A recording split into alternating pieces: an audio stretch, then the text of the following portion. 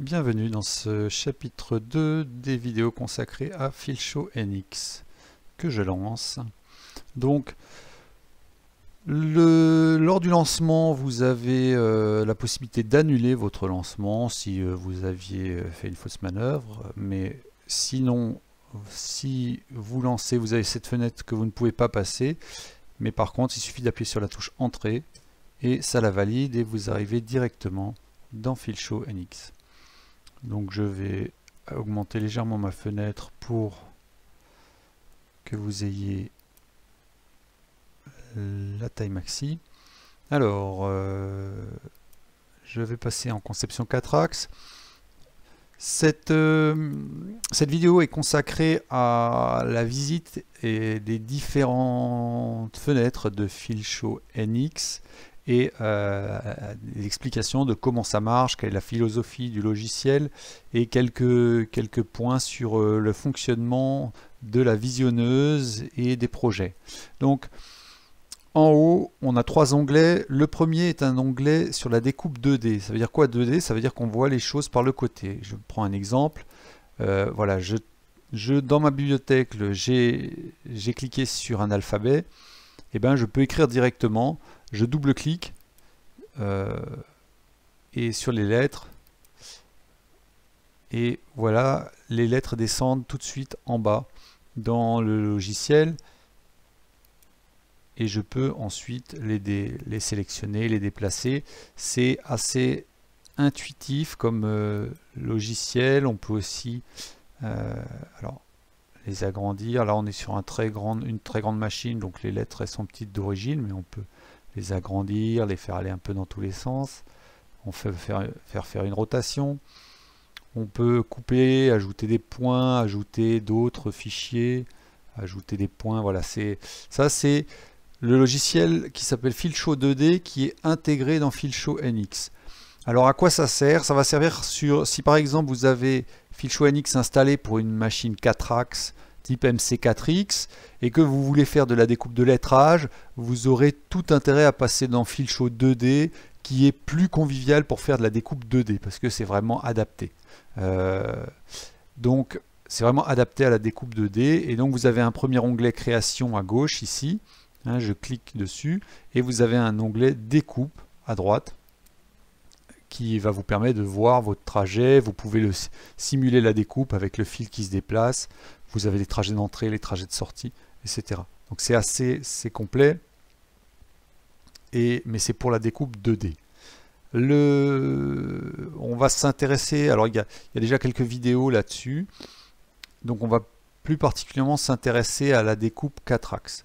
Si vous avez une machine type Minicut 2D, type Minicut XL, il vaut mieux prendre carrément Filshow 2D, vous n'aurez pas les onglets conception 4 axes dont vous pouvez de toute façon pas vous servir et ça vous évitera d'avoir trop de choses qui se superposent. Donc là on parle d'une machine 4 axes qui a en plus la possibilité de découper en 2D. D'accord? Donc les vidéos vont surtout s'attacher à parler de l'onglet conception 4 axes et découpe 4 axes. Et on reviendra un peu sur la découpe 2D, mais c'est beaucoup plus simple. Première fenêtre, la fenêtre conception 4 axes. En haut à gauche, vous avez des choses assez classiques comme nouveau projet, ouvrir, enregistrer. L'ouverture ici, c'est vraiment quand on veut chercher quelque chose qui n'est pas dans la bibliothèque. Dans un premier temps, on va utiliser la bibliothèque. Donc, imaginons, je veux créer, alors les logiciels de découpe 4 axes sont très utilisés en aéromodélisme, donc vous verrez qu'il y a beaucoup d'exemples qui traitent de l'aéromodélisme parce que c'est les principales personnes intéressées. C'est pour faire des ailes d'avion ou de planeur. Donc vous avez la visionneuse. J'ai cliqué sur un fichier qui est un .dat, mais j'aurais pu cliquer sur un DXF également. Un DAT, c'est un fichier de profil d'aile. Et en bas, j'ai deux boutons qui me permettent d'importer soit du côté rouge, soit du côté bleu. Donc imaginons, j'importe du côté rouge et le profil est importé dans le logiciel.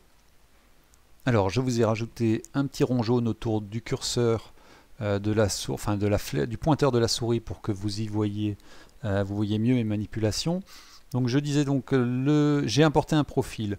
Là pour l'instant c'est juste un profil, donc je l'ai importé du côté rouge, mais comme il n'y avait rien du côté bleu, et ben il a aussi importé du côté bleu. Donc si vous regardez en bas à droite, il y a un cadre visu qui permet d'afficher ou pas les segments, d'afficher ou pas les points, et surtout quand il y a le même nombre de points des deux côtés, on peut afficher les liaisons, donc ça donne un effet d'aile.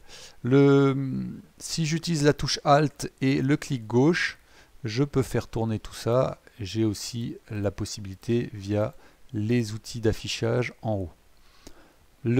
Et j'ai un zoom avant, arrière. Avec le bouton droit de la souris, j'ai la possibilité de zoomer. Et là, je me reviens pour un zoom.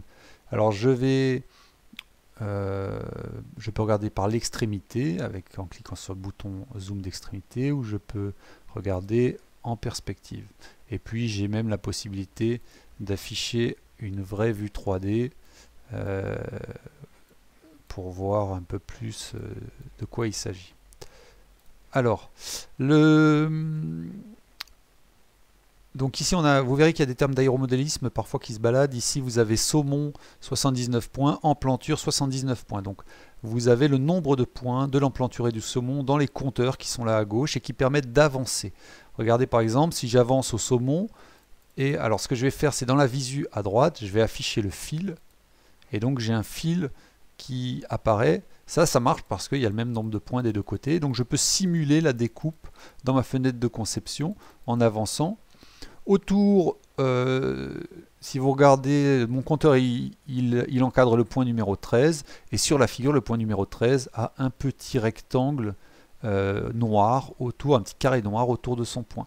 Si j'avance maintenant du côté rouge, et bien, du côté rouge, je suis dans le compteur au point numéro 7, et j'affiche un petit rectangle, un petit carré autour du point numéro 7. J'ai également un bloc que je peux faire apparaître, c'est un bloc par défaut. Donc si je zoome maintenant, il est là. Et là, ce dernier trajet, cette dernière visualisation, pour l'instant il n'y a rien. C'est pour la synchronisation, c'est quelque chose qu'on verra ultérieurement. Voilà pour ce qui est de l'affichage. Là, j'ai utilisé un projet DAT. J'aurais pu prendre un projet DXF, par exemple. Imaginons, je prends ce fichier, longeron et charnière. Il se trouve que il a plusieurs éléments dedans. Donc là, c'est pas très représentatif, mais ou alors il faudrait que je vais supprimer, je vais vider mon espace de travail. Imaginons, je veux découper un cylindre. Donc ça m'intéresse parce que ici, j'ai quelque chose qui ressemble à un rond. Donc allons-y. Je veux importer un rond. Que se passe-t-il? Le logiciel détecte qu'il y a plus qu'un seul trajet dans ce fichier DXF. Donc il faut que je choisisse lequel je veux. Comment je fais? Je vais aller choisir celui que je veux, par exemple le rond ici. Alors je peux aussi le sélectionner dans le compteur à gauche. Vous voyez, là j'en ai pris deux par exemple. Et je vais le faire descendre en bas parce que je pourrais en mettre plusieurs. Donc là par exemple, hop, je fais descendre le rond. Mais j'aurais pu rajouter si je veux quelque chose d'autre. Et après, j'ai des outils pour travailler sur ces profils. Bon, ça ne m'intéresse pas, je l'enlève. Je redescends un seul. Je fais OK. Et j'ai intégré. Donc ça, c'est une première fenêtre que vous venez de voir en plus. C'est-à-dire, c'est la fenêtre de choix de projet, de choix de profil dans un fichier DXF qui en contient plusieurs. Ensuite, là pour l'instant on parle toujours que de profil, de trajet unique, mais vous pouvez avoir par exemple un projet qu'on appelle un projet enregistré par le logiciel. Son extension, FilShowNX, ça sera .fnx. Donc si vous regardez la visionneuse, maintenant vous voyez un bloc, vous voyez deux ailes, un sens de rotation, c'est beaucoup plus complet. Et vous avez un troisième bouton qui est apparu, qui est importer le projet. Donc là, vous avez le choix soit d'importer un profil du côté rouge, et il va vous demander alors, si vous le faites, lequel importer, puisqu'il y en a deux, un de chaque côté. Donc la fenêtre de choix multiple va s'ouvrir. Si je fais ça, vous voyez, il y a la fenêtre de choix multiple avec les deux. Est-ce que je prends celui-là ou est-ce que je prends celui-là? Il veut savoir lequel vous prenez. Donc si pareil, imaginons je prends le grand, ben, je le fais descendre et je dis OK. Et il apparaît. Mais je peux aussi vouloir retravailler sur mon projet. Donc là, je fais importer le projet et j'ai mon projet complet qui apparaît avec son bloc et toutes ses caractéristiques. Voilà pour le fonctionnement. Donc les fichiers acceptés, s'il y a les fichiers FC, les fichiers CPX, il y a pas mal d'extensions qui... Et il y a même les fichiers TX, il y a un certain type de fichier TXT, c'est quelque chose de fichier texte, on en reparlera plus tard. Voilà pour cette fenêtre. Rapidement, on la verra plus en détail plus tard.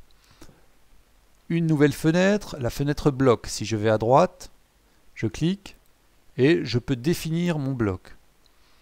Donc en bas, vous avez les différentes dimensions. À droite, vous avez les vues, par exemple une vue de côté ou une vue de dessus, ou une vue en perspective. Et si je clique gauche dans la fenêtre, je fais tourner. Alors, c'est recalculé à chaque fois. Donc, si vous avez un PC qui est lent, ça peut prendre du temps pour faire tourner la fenêtre, la figure. Et vous avez aussi les flèches pour faire tourner.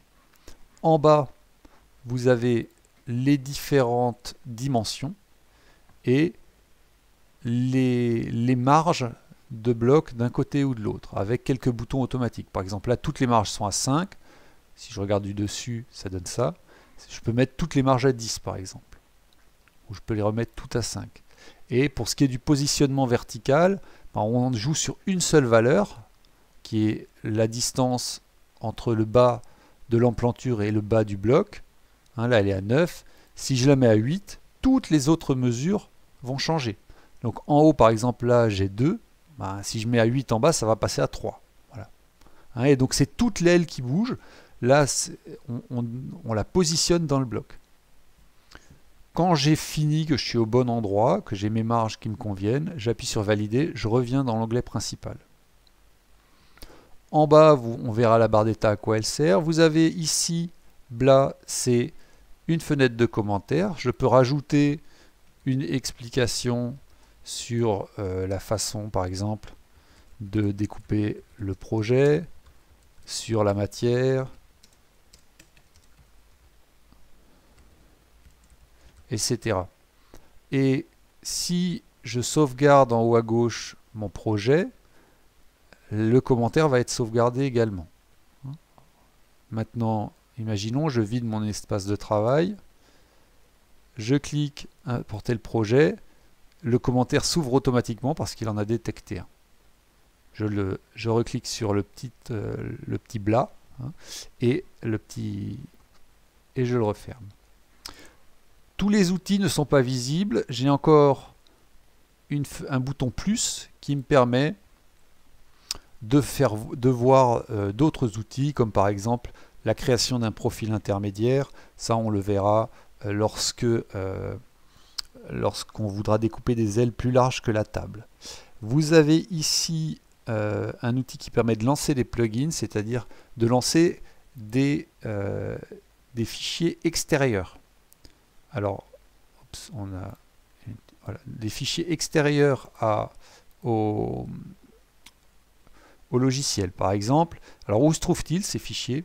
Si vous ouvrez le dossier Mes documents FilShow NX, vous avez un dossier plugin et là, vous pouvez mettre tous les fichiers exécutables, des feuilles Excel, ce que vous voulez, qui peuvent vous aider à créer des projets. Imaginons, là par exemple, vous avez un exemple qui est fourni avec, c'est étoiles, je le lance, bon ben, ça me sert à me faire des étoiles, alors là c'est un peu le bazar, alors attendez, on va quitter et on va relancer, voilà, je suis allé un peu trop loin, donc on peut faire une étoile et l'exporter au format TXT pour FilShow NX.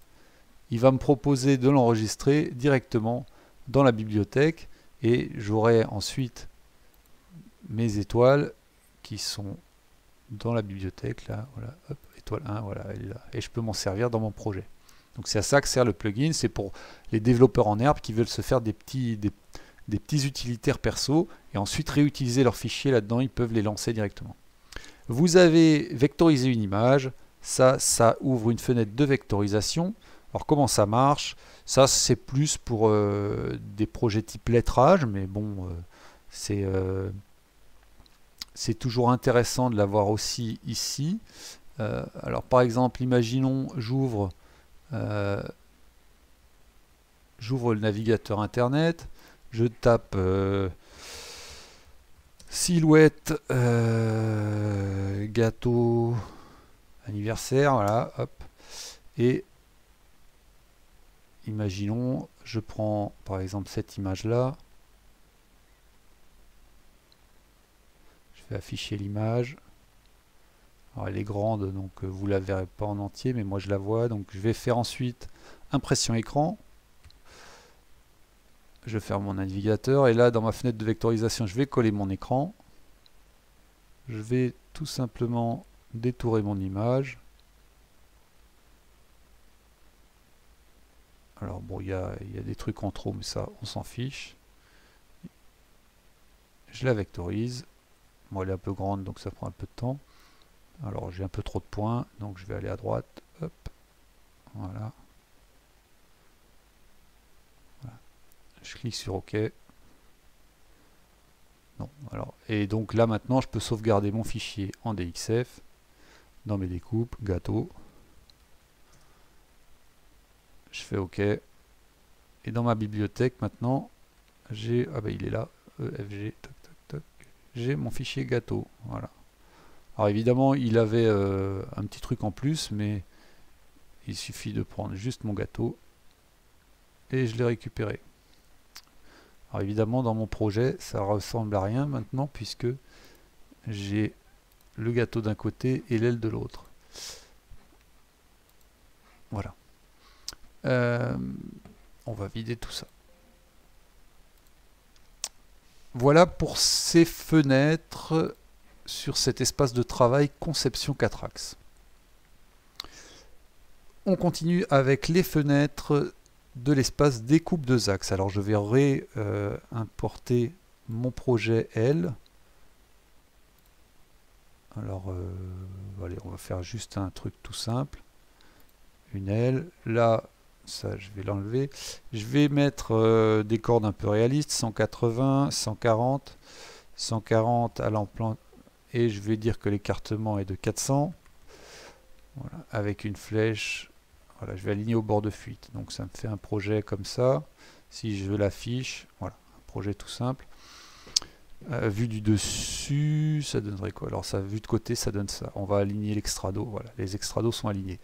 Donc maintenant, je vais en découpe 4 axes. Je dois avoir des marges à 5 mm par défaut. Et j'ai ma table qui apparaît. Alors je vais zoomer sur la table, voilà, vous avez la table qui apparaît en fonction des caractéristiques que vous avez mises dans la fenêtre paramètres. C'est une fenêtre qu'on n'a pas encore vue, on la verra tout à l'heure.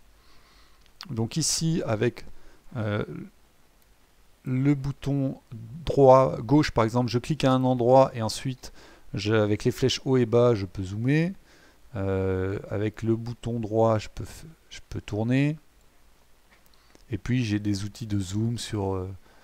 qui sont à droite.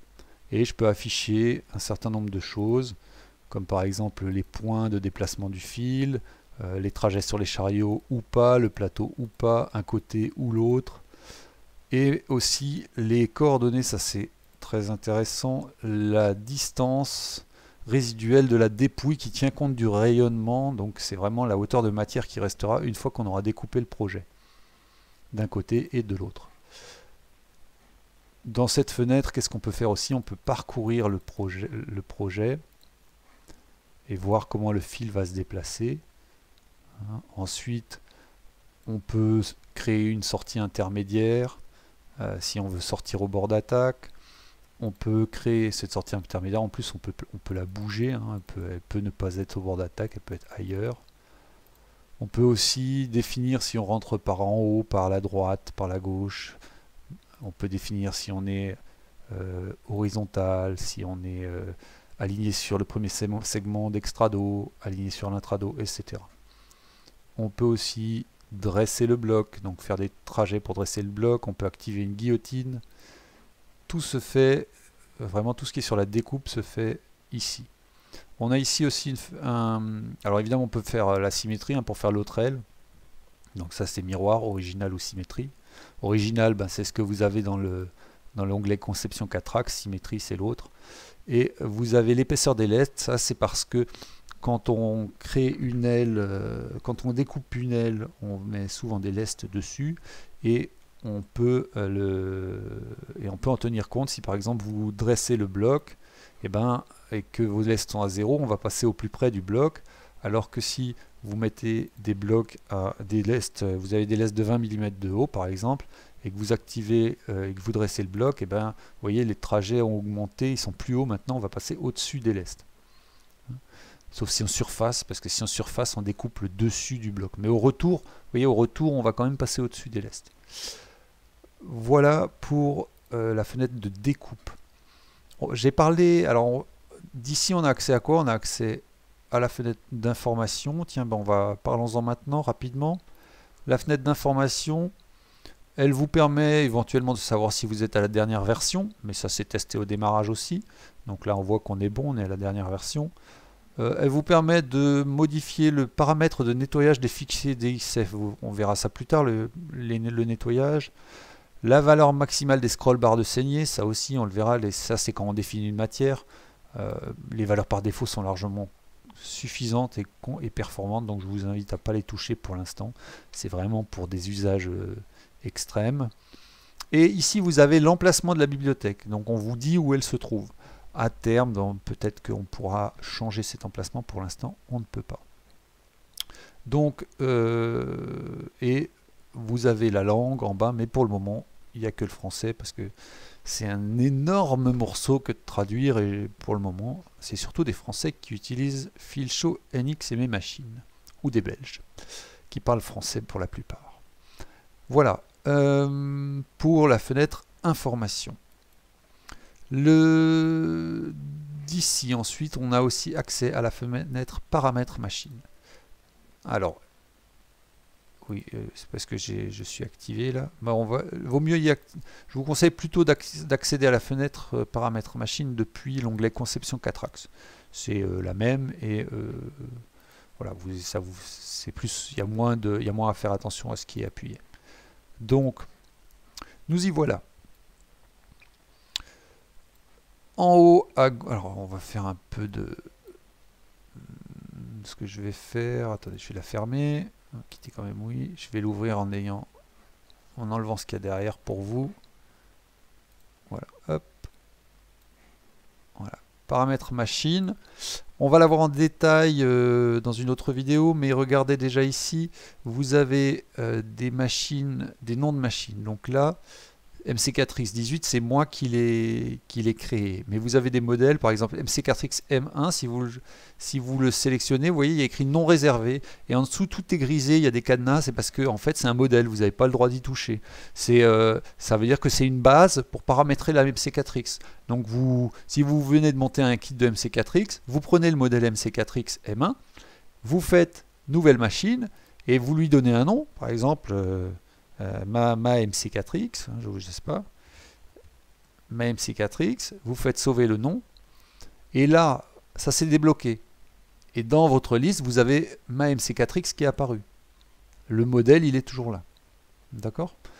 Et si par exemple vous avez une machine, et ensuite si vous modifiez tout, vous validez, vous quittez, c'est sauvegardé, et quand la prochaine fois que vous réouvrez votre logiciel, eh ben, vous avez de nouveau votre MyMC4X. C'est comme ça que ça marche.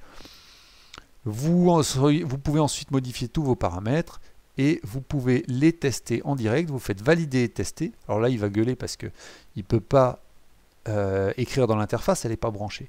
Donc, opération impossible, l'interface n'est pas détectée. Donc ça, on le verra plus tard.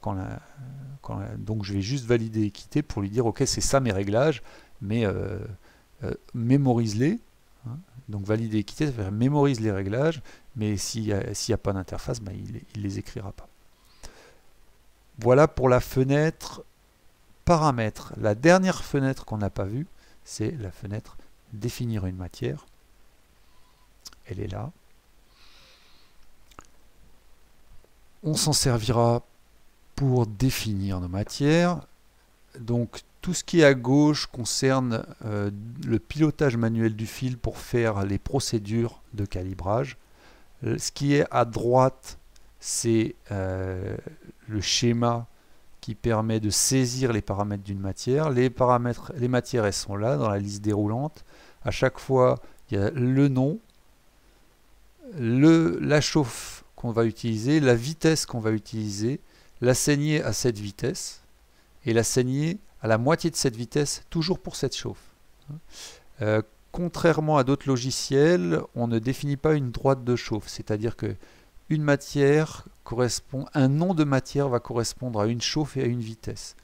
C'est un triptyque qui est indissociable.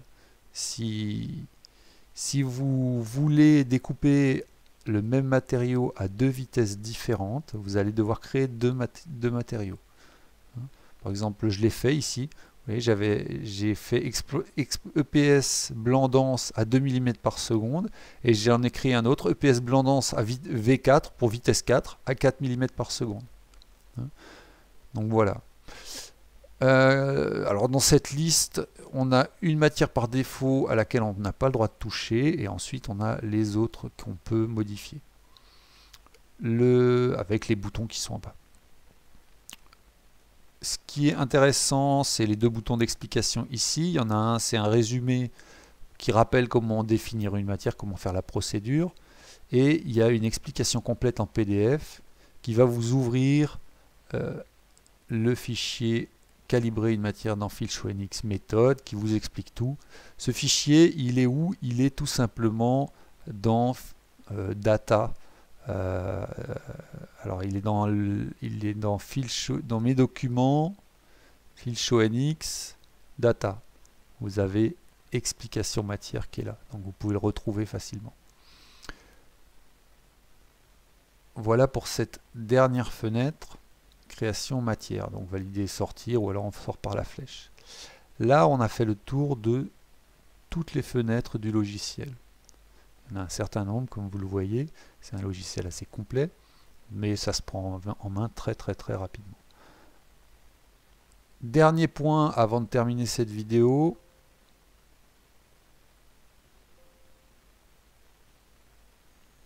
Le dossier le fichier FilShowNX.ini. Dans FilShowNX, vous avez bibliothèque, vous avez les plugins, là, les petits programmes qu'on peut lancer, et vous avez un dossier data. Dans les dossiers data, bon, vous avez l'explication matière, et vous avez FilShowNX.ini. C'est très important, c'est le logiciel qui enregistre tous vos paramètres. Donc qu'est-ce qu'il va enregistrer? FilShowNX, il va enregistrer à la fois les matières, mais aussi les tables. Voilà, il est là. Hop. Les matières, les tables, et pour chaque matière, chaque table, les paramètres. Et donc, voilà, à chaque fois on a matière, fenêtre, la taille de la fenêtre quand on la ferme, etc. Donc, si vous voulez passer FilShowNX d'un ordinateur à un autre, le plus simple, c'est que vous faites votre installation, et ensuite, vous écrasez l'installation. Va créer un fichier FilShowNX, mais il n'y aura presque rien dedans, il y aura juste les valeurs par défaut. Et donc ensuite vous recopiez votre fichier à vous de votre ancienne machine sur votre nouvelle machine et vous allez récupérer directement à l'ouverture tous vos machines, vos matériaux, etc. Voilà, c'est terminé pour cette présentation des différentes fenêtres. Alors un dernier point que je peux vous montrer. Voilà, hop, comme ça, vous pouvez vous faire une capture d'écran. C'est les raccourcis clavier et l'utilisation de la souris en conception 4X dans FilShowNX. À bientôt.